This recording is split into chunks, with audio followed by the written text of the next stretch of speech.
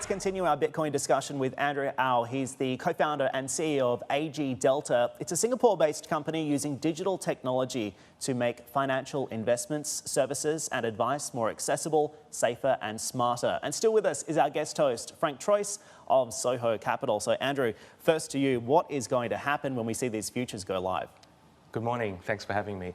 Look, I think there's still a lot of things that need to be sorted out in terms of unknowns and variables, but I think that the viewers would probably have three takeaways in terms of what's going to happen with today's news. I think the first thing we're going to see is an increase in liquidity from institutional investors, from Wall Street, as well as accredited investors through broker-dealers. I think that's important because they're going to be able to finally hedge and short those positions.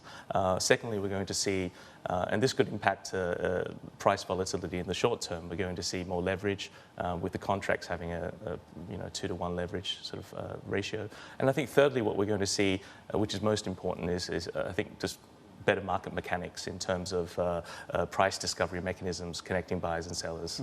I think that's going to be really important as Bitcoin finds its true value over time. And this really does increase the legitimization of cryptocurrencies. So in a way, it opens the floodgates to many other opportunities when it comes to accessing the coin.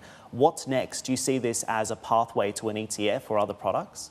Well, I think this is the first stage, right? So in terms of introducing listed derivatives, we're going to see generally better pricing mechanisms and reduction in volatility. I think the next step which this could bring is really the catalyst of what this brings in digital investment platforms. We see really large adoption rates in terms of investment products and digital investment platforms, and I think we will see more products like ETFs and OTC contracts on crypto.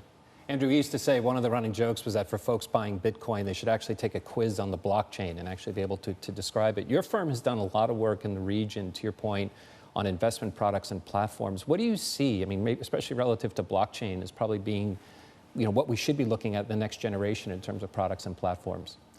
Well, look, I think like the underlying blockchain technology, news and information and insight about Bitcoin cryptocurrency assets is fairly disparate and decentralized. So I think digital investment platforms like AGDelta's really bring together the combination of price discovery mechanisms, control safes and awareness of regulatory compliance challenges, as well as, importantly, insight through big data and artificial intelligence technologies. So what are you doing to digitize the wealth ecosystem, if you will, in Singapore and in Asia more broadly? Well, I think really connecting buyers and sellers is the first and foremost. I think despite all the high digital adoption rates in Asia, we're seeing only less than 10% of the $15 trillion of wealth in the region actively invested. And I think that's a very low rate, so it presents a very big opportunity. And the reason for that is actually there are barriers to investments in that supply chain and that ecosystem. Compliance is a very, very big problem. And I think digitizing not only the investment opportunities that can come from artificial intelligence and big data, but also addressing the safety factors that come from investing in new investment asset classes, such as Bitcoin, such as cryptocurrency assets, really help facilitate a more orderly marketplace. And I think that's going to lead to true adoption of these type of investments.